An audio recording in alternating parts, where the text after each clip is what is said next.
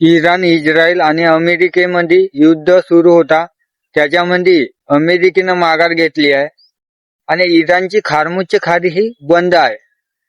फक्त चायनासाठीच खुली आहे आणि 50 ते 60% तेल तिथनालच आयात होतो. देशात पण होतो आणि आपल्या देशात पण येतो. इराणपाशी एवढा तेल आहे का तो 40 देशाला पोहोचू शकतो.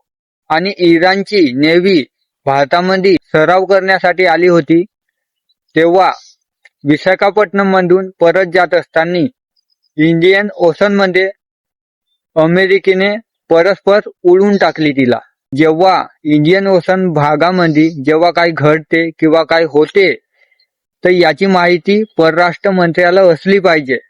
बापूसाहेब याच्यावर एकही शब्द बोलला नाही. इराणकडून आपण स्ट्रॉंग स्टँड घेतला नाही. जेव्हा भारतावर जेव्हा वेळ होती तेव्हा अमेरिकेने तेव्हा जम्मू काश्मीरवर जेव्हा डोरे टाकलं होतं तेव्हा सगळे मुस्लिम देश अमेरिकेसोबत असताना इराण आपल्याकडून होता. आपल्याकडून स्ट्रॉंग स्टँड घेतलं होतं.